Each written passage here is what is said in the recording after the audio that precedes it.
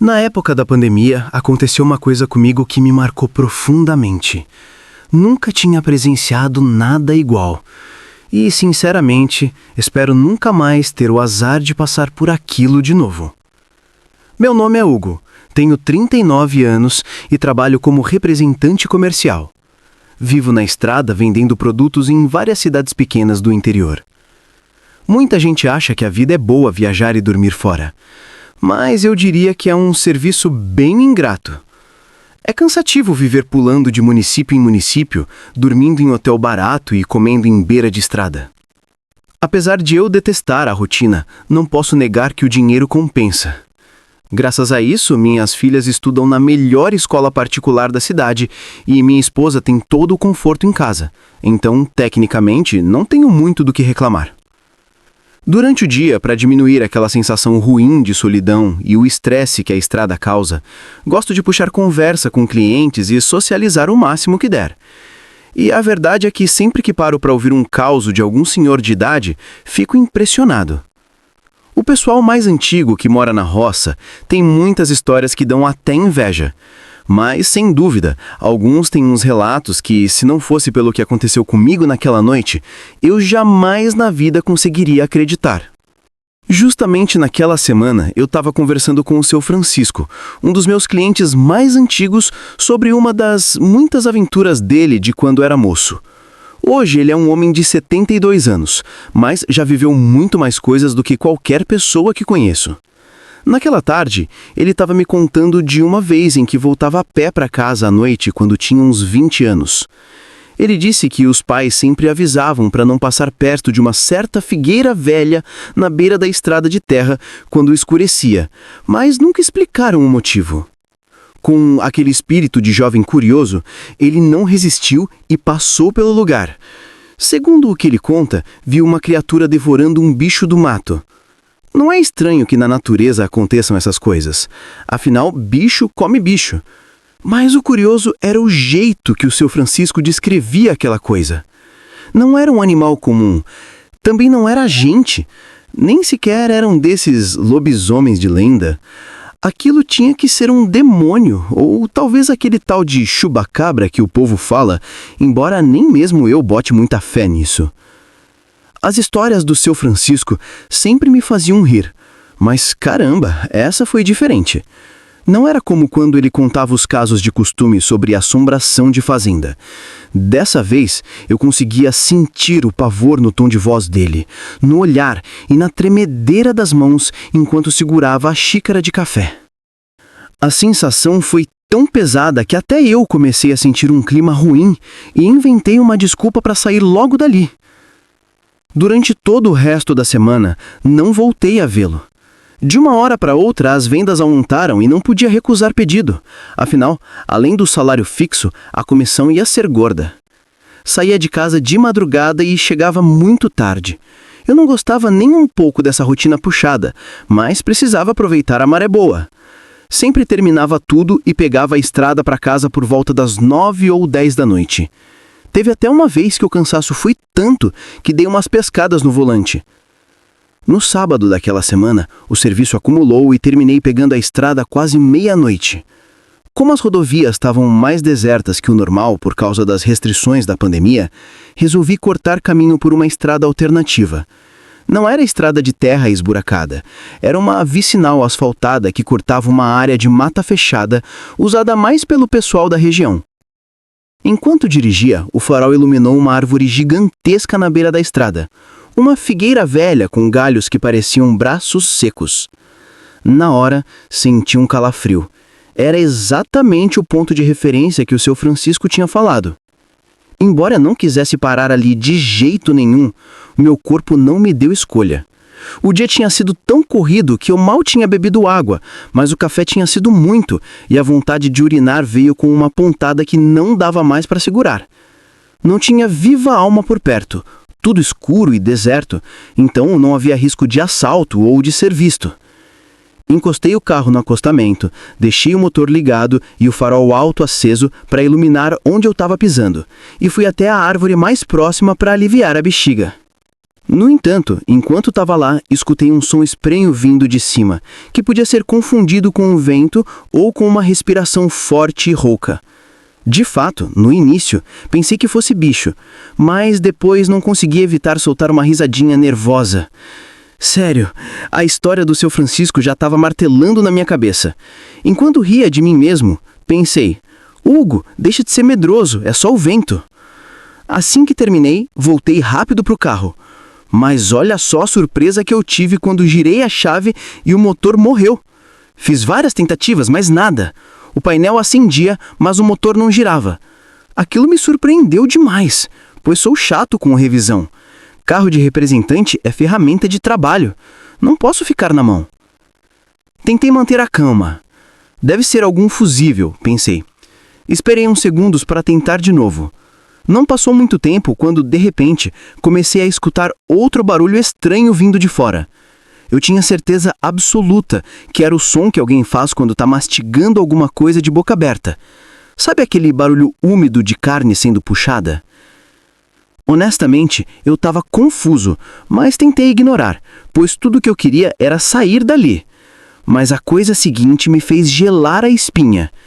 Vi que algo pingou no capô do carro. Com a luz do farol que ainda estava acesa, notei uma mancha de um vermelho intenso e brilhante. Vale lembrar que meu carro é branco, então o destaque do sangue foi imediato. Na mesma hora me perguntei: que diados é isso? E bem nesse instante, algo caiu fazendo um estrondo pesado sobre o capô, amassando a lataria. O susto foi tão grande que quase caguei na roupa. Imediatamente conferi se os pinos das portas estavam baixados e travei tudo, me encolhendo no banco. Fazia muito tempo que meu coração batia tão forte. Olhei para todos os lados, achando que era uma emboscada. Rapidamente girei a chave de novo, mas o carro continuava morto. E foi nesse momento, com a luz do farol refletindo no capô, que eu consegui ver o que tinha caído. Era um animal, disso eu tenho certeza, mas estava tão arrebentado e desfigurado que não dava para saber o que era. Parecia um bezerro ou um cachorro grande, todo aberto. Foi aí que me ocorreu olhar para cima, para os galhos daquela figueira velha. O que eu vi me dá pesadelos até hoje. Nos galhos mais baixos, tinha alguém agachado. Não posso dizer com segurança que era uma pessoa, pois a anatomia era errada, e os olhos daquela coisa eram totalmente amarelos, brilhando como faróis no meio da escuridão. Nesse momento, a criatura pulou da árvore em direção ao carro, e na mesma hora, toda a elétrica pifou. As luzes apagaram, tudo virou breu. Eu não conseguia ver nada, apenas senti o carro balançar com o peso daquilo em cima do capô. Comecei a ouvir, ali, a poucos centímetros do para-brisa, o som agonizante de ossos quebrando e carne sendo rasgada. Aquela coisa estava terminando o serviço ali mesmo em cima do meu carro. O som da mastigação era alto, voraz, como se fosse um animal faminto devorando um lanche rápido. Eu estava paralisado, segurando a respiração, prezando para aquilo perceber que eu estava dentro do carro. Não demorou nem 30 segundos, mas pareceu uma eternidade. De repente, o barulho parou. Senti o carro balançar de novo, quando a criatura ficou em pé sobre o capô. Pela sombra, contra a pouca luz da lua, vi o vulto se inclinar perto do vidro.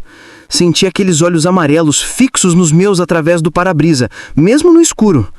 Depois, o vulto deu um salto gigantesco, aterrissou no asfalto e sumiu no meio do mato num piscar de olhos.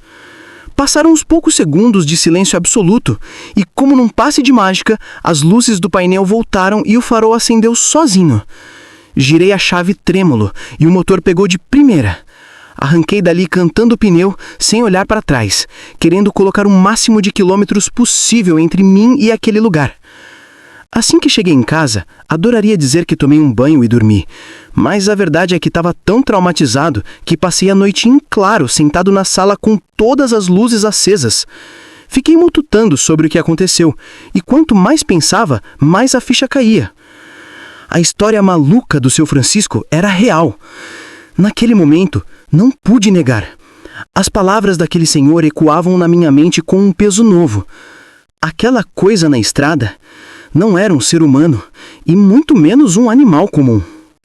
Meu nome é Sebastião, sou caminhoneiro de profissão e o relato que trago hoje é tão absurdo que muita gente duvida. Mas posso garantir, depois desse dia, minha visão sobre o que é real mudou completamente. Nada é o que parece. Tudo começou quando eu resolvi dar carona para uma mulher na beira da estrada, levantando o braço, pedindo ajuda. Vi que era uma senhora de idade e o frio lá fora estava de lascar. Fiquei com pena e encostei o caminhão. Quando ela subiu na boleia, percebi que era bem mais velha do que parecia de longe. Pele amarelada, cheia de rugas profundas, cabelo crespo preso com trapos e galhos. Apesar da aparência sofrida, tinha um brilho estranho nos olhos, uma energia que não combinava. Diz que ia para o próximo trevo. Carregava uma bolsa grande de couro gasto estufada, com pontas de pano escuro e linhas grossas saindo. Enquanto rodávamos, ela mexia numa agulha grande, costurando retalhos velhos em algo que eu não conseguia ver direito. Achei que era a costureira do interior. A conversa foi básica. De onde vem, para onde vai... Ela não estava afim de papo. Pelo canto do olho, via ela me encarando rápido, como se me medisse. Pensei que batia mal da cabeça. No trevo, parei. Ela desceu com dificuldade, arrastando a bolsa pesada. Olhei em volta. Nada. Nem casa, nem ponto de ônibus. Tem certeza que é aqui? Perguntei. Ela só sorriu. Um sorriso maldoso e sumiu no mato alto da cerca. Virei o volante à direita e peguei uma estrada mais antiga, cheia de remendo, daquelas que cortam fazendas e servem como desvio para evitar pedágio. À minha direita surgiu um daqueles cataventos antigos de puxar água de poço, bem na frente de um galpão de madeira com telha de zinco, tão velho que parecia prestes a desabar. Alguns metros adiante, notei um lote de vacas, totalmente pretas, se destacando no pasto meio queimado e ralo. O céu tinha fechado com nuvens pesadas e cinzentas, do tipo que avisa que o temporal vem forte. Dirigi devagar, buraqueira total. Desviei brusco de um buraco enorme na pista. O caminhão deu um solavanco violento e na hora já pensei na dor de cabeça de ter quebrado um feixe de mola. Segui mais alguns quilômetros, ainda resmungando quando vi adiante um caminhão parado no acostamento. Mato invadindo a beira da estrada. Fui chegando perto, olhando para ver se o motorista estava do lado de fora, se tinha triângulo no chão ou capô levantado. Mas ao passar, vi um colega sentado no estribo da porta. Ele estava com uma cara de sono pesado, meio grogue, e em momento nenhum fez sinal para eu parar. É difícil explicar de um jeito que não pareça loucura, mas tanto o caminhão quanto o motorista pareciam meio embaçados, como se as cores estivessem desbotadas, quase sem vida. Na hora pensei que meu para-brisa estivesse sujo ou com algum reflexo estranho. Mas alguns quilômetros depois, a situação ficou mais esquisita. Do outro lado da pista, vi um carro de passeio parado. 2 meninos brincavam, chutando uma bola um para o outro, enquanto o pai, encostado no capô, olhava parado para o céu. Senti a mesma coisa, aquela visão apagada, meio acinzentada, como se eu estivesse vendo tudo por trás de um vidro sujo. Cheguei a pensar em serração baixa descendo para a estrada, ou algum tipo de neblina fina. Antes de alcançar uma ponte que atravessava um rio largo, reparei numa estrutura grande de armazenar grãos, uns silos abandonados, todos enferrujados. Quando passei pela ponte, que devia ter uns 30 metros, senti algo ruim, diferente. Um arrepio gelado percorreu a espinha, como se alguma coisa invisível tivesse atravessado meu corpo. Balancei a cabeça, tentando espantar aquela sensação pesada, mas daí pelo retrovisor direito. Vi uma cena que me deixou ainda mais nervoso. O catavento e o galpão caindo aos pedaços lá atrás, ficando embaçados à medida em que o caminhão se afastava. Mesmo assim, continuei em frente. Pensei, deve ser outra fazenda. Tudo aqui se parece. Só que logo em seguida apareceu outro lote de vacas pretas idêntico ao anterior. Eu ainda estava distraído com isso quando, de novo, não vi o buraco no asfalto. O caminhão tremeu todo com a pancada seca na suspensão. Era o mesmo buraco, o mesmo susto. A ficha começou a querer cair quando vi outra vez o caminhão estacionado no acostamento. Era igual ao de antes, e o motorista agora parecia ainda mais desfocado, como se fosse feito de fumaça. Continuava sentado no mesmo lugar com a mesma expressão vazia. Continuei seguindo, a cabeça girando, e pouco depois virei o pescoço a tempo de ver de novo os meninos passando a bola um para o outro perto do mesmo carro parado. Tirei o pé do acelerador para observar melhor. Além do homem olhando para o nada, notei a mulher dele atrás do carro cortando o mato com alguma ferramenta. Ela levantou a cabeça e me viu passando. Todos eles pareciam uma fotografia antiga, desbotada. Todo cinza, sem cor. Fui adiante, sem entender nada do que estava acontecendo. Logo depois, os silos de novo, abandonados, enferrujados, o mesmo cenário. E quando percebi, já estava mais uma vez atravessando a ponte. Dessa vez subi o olhar com medo do que eu ia ver. E lá estavam de novo o catavento e o galpão, agora parecendo ainda mais apagados, como se eu estivesse olhando tudo através de um plástico fosco. Continuei a marcha e comecei a falar em voz alta, sozinho, o nome das coisas antes delas aparecerem, tentando provar para mim mesmo que eu não estava ficando maluco. Agora vêm as vacas bretas, agora o buraco, agora o caminhoneiro. E um por um, como se fosse um filme repetido, os elementos voltavam.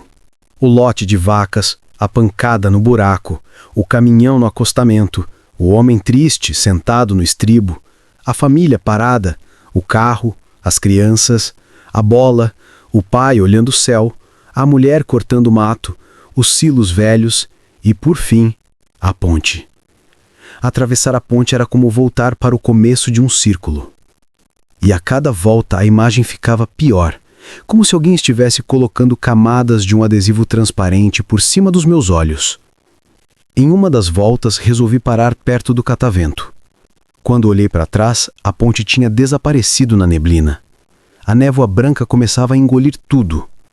Engatei a marcha ré e fui voltando devagar, sem saber para onde. Aconteceu o que eu mais temia. A neblina abriu um pouco e, de repente, eu estava de novo em cima da ponte. Fui e voltei tantas vezes que perdi a conta. Tentei entrar em estrada de terra, em desvio, no que parecia ser entrada de fazenda, qualquer caminho lateral, mas nada me tirava daquele percurso. Até que a realidade me acertou em cheio. Eu estava preso num ciclo de vários quilômetros, rodando em círculo. Entrei em pânico, dei soco no volante, xinguei tudo que pude e percebi que a única chance era fazer justamente aquilo que eu mais tinha medo: descer e falar com aquela gente que estava apagando junto comigo. Parei o caminhão perto das vacas. Agora o preto do pelo delas tinha virado quase cinza claro. Desci e senti a garganta secar na hora. Olhei para as minhas mãos e reparei que eu também começava a ficar desfocado, como se estivesse perdendo o contorno. Me afastei alguns passos e olhei para o meu caminhão. Ele também estava meio transparente. Dei passos mais rápidos, querendo correr de volta para a cabine, mas me segurei. Desviei do buraco no asfalto, que eu já conhecia bem demais, e fui em direção ao caminhão do outro motorista. Parei a uns 2 metros dele. O rosto do homem quase não tinha mais detalhe. Parecia um vulto sentado. "Companheiro", chamei, "você sabe o que está acontecendo aqui?" Ele abriu a boca uma vez, 2 vezes, como se tentasse falar, mas não saía nada. Parecia cansado demais até para respirar. Aquilo me deu um desespero danado. Deixei ele lá, olhando para o nada, e corri em direção à família. Cheguei ofegante, com o peito queimando, como se tivesse corrido uma maratona. O pai, encostado no capô, estava pior até do que o caminhoneiro. Mal dava para ver os traços do rosto. Dei a volta e fui direto na mulher, que já tinha me visto antes. Ela parou de mexer no mato e me encarou. Vi o pavor estampado na cara dela. Ela sabia o que estava acontecendo. "A senhora sabe o que é isso?" Perguntei, quase tropeçando nas palavras. Ela tentou responder, mas a voz saía falhando, igual o rádio fora de estação, cortando no meio. Levantou a mão e fez um gesto estranho, como se estivesse costurando o ar, apontando em seguida na direção do meu caminhão. Eu não entendi na hora e fiquei mais desesperado ainda. "O quê? Pelo amor de Deus, fala!" Gritei, segurando ela pelos ombros e dando uma sacudida. Não empurra ela, ouvi uma voz de criança atrás de mim. Soltei a mulher de imediato e me virei. Eram os 2 meninos. Pedi desculpas sem fôlego. Um deles apontou para a mãe. Ela tá falando da boneca. Tudo isso é por causa da boneca costurada. Um frio subiu pela minha barriga. Que boneca? Perguntei com a voz quase sumindo. O senhor tem que procurar no seu caminhão, o menino explicou. Ainda dá tempo para o senhor. Outro garoto, com a voz já lenta e arrastada, completou. Mas pra gente já é tarde. Os traços do rosto dele estavam se apagando na minha frente. Dei meia volta e disparei em direção ao meu caminhão, correndo o máximo que conseguia. As minhas pernas estavam pesadas, os pés quase invisíveis. Subi na cabine tropeçando e comecei a revirar tudo feito louco. A boneca, era a única coisa que passava na minha cabeça. Puxei cortina, mexi em compartimento, olhei atrás dos bancos e nada. Até que me joguei no banco do motorista e enfiei a mão por baixo, naquele espaço onde a gente costuma guardar ferramenta, macaco, tralha velha de estrada. Minha mão encostou em algo fofo e estranho. Puxei com força. Era uma boneca, uma coisa horrível, feita de retalhos de pano sujo, costurada de qualquer jeito, com linha preta grossa. Não tinha rosto, só uns nós onde deviam ser os olhos. E o cheiro era de coisa podre, antiga, enfeitiçada. Na mesma hora lembrei da velha mexendo na agulha durante a viagem. Aquela andarilha maldita. Sem raciocinar muito, agarrei a boneca com as 2 mãos. O tecido era duro, parecia algo entre pano e couro, mas o medo e a raiva me deram uma força que nem sei de onde veio. Puxei e rasguei a boneca no meio. No mesmo instante, senti um peso saindo das minhas costas, como se alguém tivesse tirado um saco de cimento de cima de mim. Joguei os pedaços no asfalto, desci do caminhão e comecei a pisar e chutar, esmagando aquilo até virar só fiapo e linha solta. Subi de volta pro caminhão, liguei o motor e acelerei tudo que dava. Na pressa, acabei passando no buraco de novo, e o caminhão tremeu tão forte que pensei que o eixo ia abrir no meio, mas não tirei o pé do acelerador. Talvez você me julgue por ter deixado aqueles ali para trás, mas os meninos tinham sido claros. Para eles já não tinha jeito. Se eu ficasse, ia virar fumaça junto. Cheguei na ponte com o coração disparado. Segurei firme o volante e fechei os olhos por alguns segundos enquanto atravessava. Quando abri, estava do outro lado. Olhei pelo retrovisor quase sem respirar. Nada de catavento, nada de galpão caindo, nada de neblina engolindo tudo. A tempestade ainda ameaçava no céu, mas as cores do mundo tinham voltado ao normal. Encostei o caminhão no acostamento e desabei a chorar igual criança. Xinguei aquela velha até a 10ª geração mentalmente. Escapei por pouco. Tenho certeza de que se ficasse mais alguns minutos naquela estrada fantasma, eu estaria rodando em círculo até hoje. Apagado. Igual eles. E o que não me sai da cabeça é saber que aquela mulher, aquela andarilha misteriosa, ainda deve estar por aí, andando de estrada em estrada, costurando desgraça e largando essas bonecas malditas dentro da cabine de quem tiver o azar de parar para ela. Meu nome é Felipe, tenho 26 anos e o que vou contar aqui não é um desabafo sobre a dificuldade de arrumar emprego no Brasil, mas sim como a necessidade me fez comprar um verdadeiro pesadelo sobre 4 rodas. Sou mais um desses brasileiros que está na correria sem carteira assinada. Ou pelo menos era assim desde que peguei meu diploma. Foi bem difícil conseguir uma vaga decente na minha área de formação, então tive que tomar uma decisão drástica. Muita gente no meu lugar acaba aceitando qualquer trabalho que paga uma mixaria, mas eu simplesmente não conseguia me sujeitar a isso. Achava que não valia o esforço e o desgaste. Por isso, não me restou outra opção a não ser empreender, abrir meu próprio negócio. E olha, mesmo que eu não ganhe rios de dinheiro, pelo menos tiro mais do que ganharia num emprego com salário de fome. Tive que me mudar de cidade para fazer a coisa virar. Mas no fim das contas, o sacrifício valeu a pena. O problema é que, como toda a minha família ficou na minha cidade natal, preciso pegar a estrada de vez em quando para visitar o pessoal. A história que quero compartilhar com vocês aconteceu em uma dessas viagens que eu costumava fazer. Isso faz alguns anos. Eu conhecia aquela rodovia praticamente como a palma da minha mão. E como o dinheiro estava entrando, resolvi arriscar e comprar um carro. Tinha que ser um usado de segunda mão, porque era o que o bolso permitia. Como o meu nome estava limpo na praça, o financiamento do banco saiu rápido. Em questão de um mês, já estava motorizado.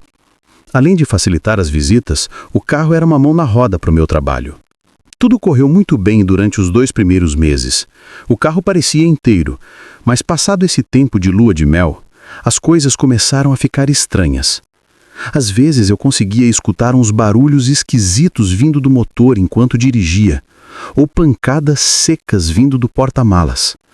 Lembro que teve uma vez em que, do nada, a mala abriu sozinha com o carro em movimento, sem eu apertar botão nenhum.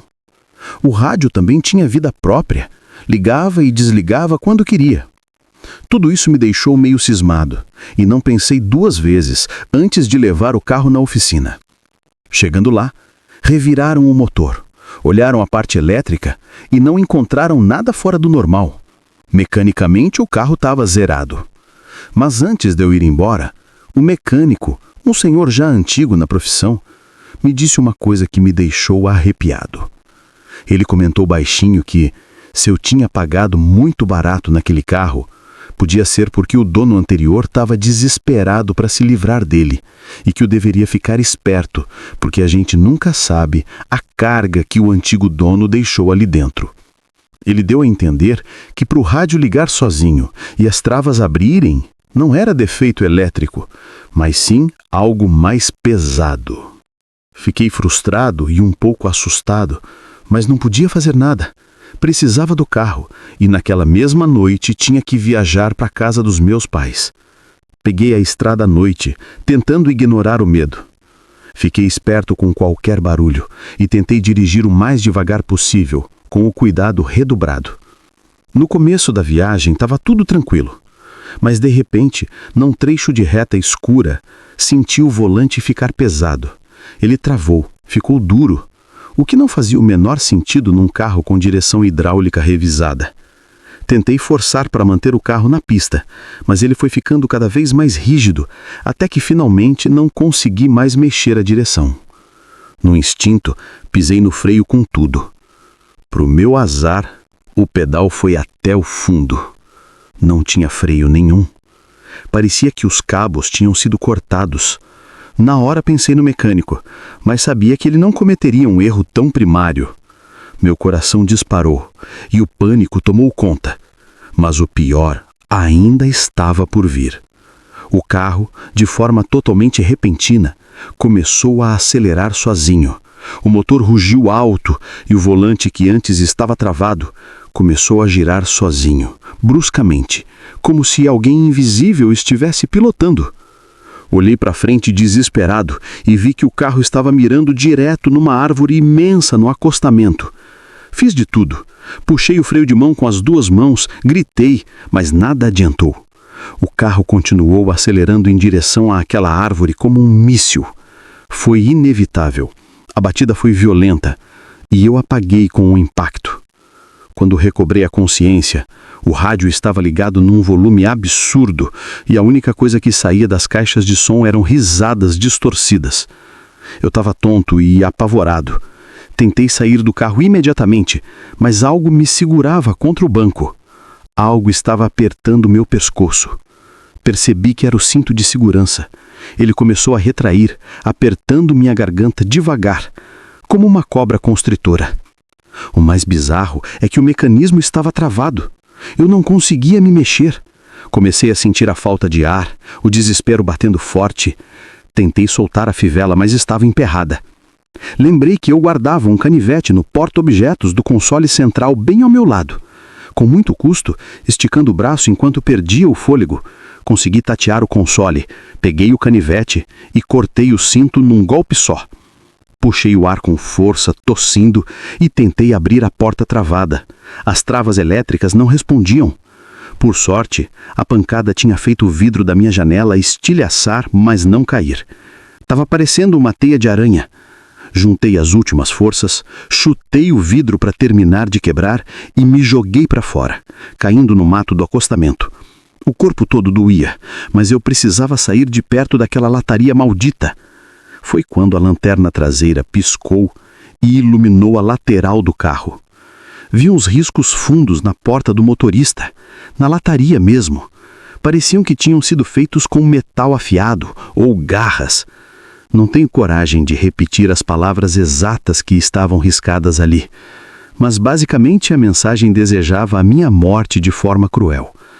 Saí correndo pelo acostamento até conseguir sinal de celular e pedir socorro. Depois dessa noite, nunca mais consegui dirigir aquele carro ou qualquer outro. Vendi como sucata. Cada vez que preciso entrar em um veículo hoje em dia, o medo volta. E lembro daquele pesadelo. Até hoje me pergunto se foi uma falha mecânica bizarra somada ao trauma da batida. Mas lá no fundo, a sensação é que aquele metal tinha vida própria e uma vontade ruim. Tenho certeza absoluta de que aquele carro estava possuído por algo maligno. Meu nome é Marcos e trabalho como corretor de imóveis em uma das maiores empresas do país. Levo uma vida confortável, mas confesso que nada poderia ter me preparado para o que presenciei naquela estrada deserta. Não tenho a vida ganha como muita gente imagina. Preciso ralar bastante, mas não tenho do que reclamar, pois ganho o suficiente para viver bem. Isso aconteceu há alguns anos, numa época em que o sinal de celular era péssimo nas estradas. Tive que ir até um sítio bem afastado da cidade para fechar uma venda. Era um negócio garantido, caso contrário não teria me deslocado até lá apenas para mostrar a casa. Sendo bem sincero, jamais imaginei que passaria por uma situação daquelas. A gente nunca acha que vai acontecer com a gente até que acontece. Tudo rolou quando eu já estava na rodovia voltando para casa depois de fechar aquela venda importante. Estava de ótimo humor. Já fazia meses que tentava vender aquela propriedade e tive que brigar muito para garantir que ninguém no escritório passasse a perna em mim. Pareciam urubus famintos querendo a minha comissão. No final, fiquei feliz demais por ter fechado o negócio, porque aquele dinheiro valia por um mês inteiro de trabalho. Só que a burocracia demorou mais do que eu esperava. Quando finalmente consegui pegar o asfalto, já eram quase 10 da noite. Para piorar, a bateria do meu celular tinha arriado e eu tinha esquecido o carregador em casa. Não tinha como avisar minha esposa que ia atrasar ou que já estava voltando. Por causa da pressa e da euforia, pisei fundo no acelerador, sem nem olhar muito para o velocímetro. Estava dirigindo rápido demais, admito. Se paro para pensar hoje, vejo o perigo que corri. Mas na hora só pensava na comissão e em chegar logo no meio daquela escuridão. Vi algo longe, que seria minha salvação. Diminuí a velocidade para conferir. Quando cheguei mais perto, vi que era um orelhão antigo na beira da estrada, bem na entrada de uma fazenda. Qualquer brasileiro sabe que parar o carro no meio do nada àquela hora da noite é pedir para ser assaltado, ou coisa pior. Mas eu estava tão empolgado com a venda que a prudência sumiu. Encostei o carro e fui até o telefone público. Por sorte, sempre andava com um cartão telefônico na carteira com bastante crédito e sabia o número da minha esposa de cabeça. Sem perder tempo, enfiei o cartão na fenda do aparelho e comecei a discar. Tudo parecia normal, até acontecer algo que gelou minha espinha. Antes mesmo de eu digitar o último número, a linha chamou e completou a ligação. Aquilo era tecnicamente impossível, não fazia o menor sentido. Mas antes que eu pudesse raciocinar sobre o erro, alguém atendeu. A primeira coisa que eu vi foi uma respiração pesada, cheia de aflição. No começo achei que fosse interferência ou alguém cansado do outro lado. Na minha cabeça a ligação tinha dado certo de alguma forma mágica. Me apressei para contar a novidade. "Amor, tá aí?" perguntei, esperando a voz dela. Mas não era ela. Imediatamente uma voz feminina começou a implorar do outro lado da linha, alguém chorando muito, pedindo ajuda com dificuldade. Perguntei se ela estava bem, mas a mulher não parava de chorar de um jeito desconsolado. Tentei entender o que estava acontecendo. Fiz perguntas, mas ela não falava nada com nada, só gemia de pavor. Foi nesse exato instante que alguém começou a bater com força na lateral de fibra do orelhão bem do meu lado. Me virei no susto e, colada no vidro da cabine, tinha uma mulher gritando e pedindo ajuda, totalmente desesperada. O sangue fugiu do meu rosto quando percebi a coisa mais pavorosa daquilo tudo. A voz dela gritando ali pessoalmente e a voz que saía pelo telefone eram exatamente a mesma. Fiquei travado, sem conseguir processar aquela loucura quando senti um tranco forte, como se um choque elétrico subisse pelo fio do telefone que eu estava segurando. Juro por Deus, desviei o olhar só por um segundo por causa do susto físico. No instante seguinte, quando voltei para o lado, a mulher não estava mais lá, tinha desaparecido no ar, como se nunca estivesse estado ali. Mesmo sem ver ninguém, eu ainda ouvia os gritos dela ecoando ao meu redor, o que me causou um pavor indescritível. Larguei o fone pendurado balançando e corri para o carro sem olhar para trás. Arranquei cantando o pneu e dirigi na maior velocidade que o carro aguentava, fugindo dali como um louco.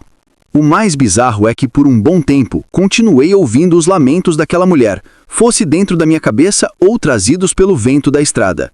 Só tive paz quando cheguei em casa, entrei e tranquei todas as portas. Depois daquela noite, nunca mais aceitei pegar vendas naquela região. Os sítios lá eram excelentes e as comissões pagavam muito bem, mas toda vez que lembro daquela voz duplicada no telefone e ao meu lado, penso que nenhum dinheiro vale o risco de passar por aquilo de novo. Honestamente, acho que tive sorte de sair de lá vivo.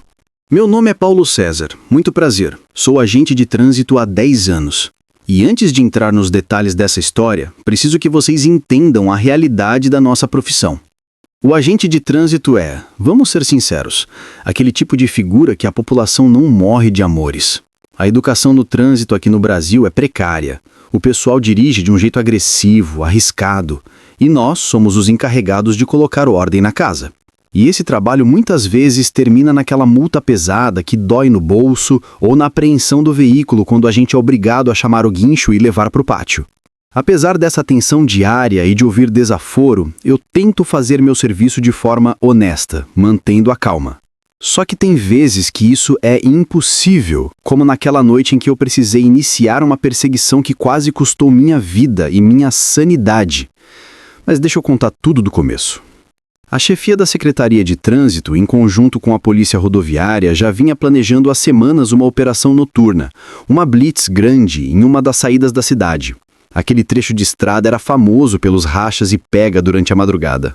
Como não era uma área totalmente rural, a gente precisava de apoio para fechar tudo. Eu fui um dos escalados. Honestamente, eu não queria ir. Tinha um pressentimento ruim, mas missão dada é missão cumprida. Tive folga no dia anterior para descansar, mas mal consegui dormir. Quando a noite caiu e a operação começou, cada agente foi para o seu setor. O início foi aquela confusão clássica, barulho, motorista reclamando, gente tentando dar ré para fugir. Assim que o pessoal da rodoviária começou a agir nos casos mais exaltados, eu notei um carro preto, modelo antigo, tentando sair à francesa, apagando os faróis para furar o bloqueio lateral. Ficou claro que ele ia jogar o carro para cima dos cones e fugir. Na mesma hora, passei o rádio para o comando, informando a evasão e pedi autorização para o acompanhamento tático. O chefe autorizou. Eu arranquei com a moto, sirene ligada e fui atrás. Outros colegas tentaram, mas o carro tinha um motor potente e deixou todo mundo para trás, menos eu. Não sei quanto tempo durou aquela perseguição pela rodovia escura, mas lembro que num momento de adrenalina pura e, talvez imprudência, eu consegui emparelhar e acelerei para ultrapassar, tentando forçar ele a parar ou reduzir. Foi um erro. A uns 100 metros à frente, percebi que quem estava no volante não ia frear. O carro veio para cima de mim com tudo. Instinto puro. Larguei a moto e me joguei para o mato no acostamento. Ouvi o estrondo de metal e plástico se partindo quando o carro passou por cima da minha viatura, arrastando a moto pelo asfalto com chuva de faíscas até parar bruscamente alguns metros à frente. Levantei rápido, ignorando a dor das raladoras. A câmera na minha farda estava gravando tudo. O carro estava lá, parado, o motor supostamente morrendo. Avisei no rádio, acidente com a viatura, suspeito parado. E fui caminhando com a mão no coldre, pronto para render o motorista. Mas ao chegar na janela do motorista, eu travei. O carro estava vazio. Não vazio de ter gente escondida no banco de trás. Vazio de não ter ninguém. O trecho era iluminado por um poste próximo. Eu não tirei os olhos do veículo desde que ele atropelou minha moto. Ninguém abriu a porta, ninguém correu para o mato. Eu abri a porta do motorista. Iluminei com a lanterna, olhei embaixo dos bancos, porta-malas, nada. Nem cheiro de gente. Eu estava ali meio corpo para dentro do carro, tentando entender a lógica daquilo, quando o rádio do painel ligou sozinho. O volume foi do 0 ao máximo em 1 segundo. Meu coração quase saiu da boca. Começou com uma estática, um chiado grosso que foi se moldando em gritos. Gritos humanos de desespero, de dor, berrando coisas que eu não conseguia entender. O som era ensurdecedor. Eu tentei sair, recuar, mas a porta bateu nas minhas pernas e travou. As travas elétricas desceram com aquele estalo seco. Tentei abrir a maçaneta, travada, forcei o pino emperrado. E o pior aconteceu. O carro ligou. O motor rugiu. O conta-giros foi no vermelho, cortando o giro. O carro trepidando todo comigo preso lá dentro, sem opção. Soquei o vidro, mas não quebrou. Olhei para a porta e vi que não era vidro elétrico. Era aquela manivela antiga, dura. Comecei a girar aquilo com toda a força que me restava, enquanto o carro parecia querer arrancar sozinho. O vidro desceu até a metade e emperrou, mas eu sou magro. Me espremi pela fresta, me jogando para fora, caindo no asfalto quente. Ainda do chão, eu ouvi os gritos no rádio e o motor berrando. Fiquei ali paralisado até ver as luzes das viaturas da polícia rodoviária chegando. Quando eles encostaram, o motor do carro preto morreu e o silêncio voltou. Ninguém foi encontrado. O carro não tinha registro, chassi raspado, nada. Mais tarde, na base, fomos revisar as imagens da minha câmera corporal. Eu gelei. Se mostrasse o carro vazio, eu seria taxado de louco. Mas, curiosamente, ou sobrenaturalmente, a partir do momento em que eu me levantei do asfalto e cheguei perto do carro, a imagem virou pura estática, interferência total. Só voltou ao normal quando os policiais chegaram. A versão que eu coloquei no relatório oficial disse que os suspeitos fugiram pelo matagal indenso antes que eu chegasse ao veículo e que danificaram minha câmera na queda. Foi a única forma de manter meu emprego. Mas eu sei o que eu vi, e sei que naquela noite eu persegui algo que não pertence a este mundo. Na minha vida de taxista, a gente vê de tudo um pouco. Gente bêbada, gente triste, gente feliz voltando de festa. Mas nada, absolutamente nada, me preparou para aquela madrugada específica. Aquele passageiro não só marcou a minha noite, ele plantou uma semente de dúvida que corrói a minha cabeça até hoje. O que era para ser só a última corrida para fechar o caixa, acabou virando um pesadelo silencioso que carrego há meses. Eu rodo com o táxi principalmente nos sábados à noite. É onde o dinheiro tá, pegando o passageiro na porta de bar, boate, casa de show, esses lugares onde o pessoal vai para esquecer da vida. A bandeira 2 ajuda, então vale o sacrifício de trocar o sono pelo volante. Naquela madrugada, eu tinha acabado de deixar 2 meninas que mal paravam em pé de tão alteradas. Uma delas, uma ruiva muito bonita, na hora de pagar disse que estava zerada, sem 1 centavo. Para resolver, ela simplesmente levantou a blusa e mostrou os seios como pagamento. Olha, vou ser sincero, sou pai de família. Preciso levar o pão para casa. Preferia 1000 vezes ter recebido o dinheiro da corrida, mas são os ossos do ofício. Eram umas 3:30 da manhã quando passei perto da rodoviária, que fica no centro do fervo, onde costumo rodar. Logo depois de deixar as meninas, vi um homem parado na calçada, destoando de tudo ali. Ele estava de terno impecável, gravata, postura reta. Ele fez sinal. Pela minha experiência de praça, gente bem vestida assim, de madrugada, geralmente não dá calote e paga bem. Então encostei o carro na hora. Assim que ele entrou no banco de trás e fechou a porta, eu travei o carro por puro instinto de segurança. Ele tirou um chapéu elegante que estava usando. O cara parecia um daqueles galãs de filme antigo, sabe? Tudo nele gritava, anos 50. De longe parecia um senhor, mas pelo retrovisor vi que era novo. Devia ter uns 30 e poucos anos. Liguei o taxímetro e perguntei o destino. A resposta dele me pegou de surpresa. Não tenho o destino certo. Estou na cidade a trabalho, mas cheguei muito cedo. Gostaria apenas de rodar um pouco, ver os pontos principais para fazer hora. Achei o pedido meio estranho para aquela escuridão da madrugada, mas cliente é quem manda. Respondi. Desde que o senhor pague o taxímetro, a gente vai aonde o senhor quiser. Nas 2 horas seguintes, rodei com ele pelo centro. Passei na frente da faculdade, mostrei os prédios da prefeitura, as praças que ficam desertas e meio sinistras à noite, a região dos hotéis. No momento ele repetiu que estava a trabalho. Pedi licença pela curiosidade e perguntei o que ele fazia. A resposta veio com um sorrisinho de canto. Digamos que eu sou aquilo que as pessoas chamam de especialista em resolver problemas do tipo definitivo. Eu ri. Achei que ele estava tirando onda com a minha cara. Ah, é? Vou entrar no seu jogo, chefe. E como funciona isso? Tem escritório? Anuncia na internet? Ele respondeu com uma calma de dar medo. Uma cliente entrou em contato comigo por indicação. Nada de anúncio. Meu número não é público. Só atendo gente recomendada por quem já conhece o serviço. Mantive o tom de brincadeira e perguntei os detalhes. É simples. A pessoa me passa o dossiê, nomes, fotos, rotina. Se eu aceito o trabalho, a gente discute o valor. Fechado o acordo, executo o serviço no anonimato total e sumo do mapa. Perguntei como ele garantia que ia receber depois de apagar alguém. Não seria inteligente revelar meus segredos, meu amigo, mas digamos que tenho meus métodos. Insisti curioso. Mas como o cliente sabe que o serviço foi feito mesmo? Ele respondeu como se explicasse algo óbvio para uma criança. Meu amigo, hoje em dia a desgraça corre rápido. Grupos de WhatsApp, sites de notícia, TV. Se seu pai morresse agora de repente, alguém não ia te ligar para avisar? Depois que recebo o meu pagamento, minha relação com o cliente morre ali também. Perguntei da polícia se ele não tinha medo de ser pego ou investigado. Tenho planos de fuga para tudo. Se fiz meu trabalho direito, o cliente não tem nada para entregar para o delegado. E se der errado, tenho minhas rotas. Ninguém vive para sempre, não é? Confesso que precisei lembrar a mim mesmo várias vezes que aquilo devia ser só um teatro, mas a frieza dele me deixou impressionado. Perguntei como ele entrou nessa vida. Servi o exército assim que fiz 18 anos. Me destaquei, conheci gente influente do governo e comecei a fazer o serviço sujo para eles antes de virar autônomo. Elogiei a criatividade dele, disse que devia escrever livros policiais. Tô impressionado. Foi a conversa mais interessante que já tive na praça. Melhor que lidar com um bêbado chato. Obrigado, rapaz. Ele respondeu. Agradeço pelo passeio.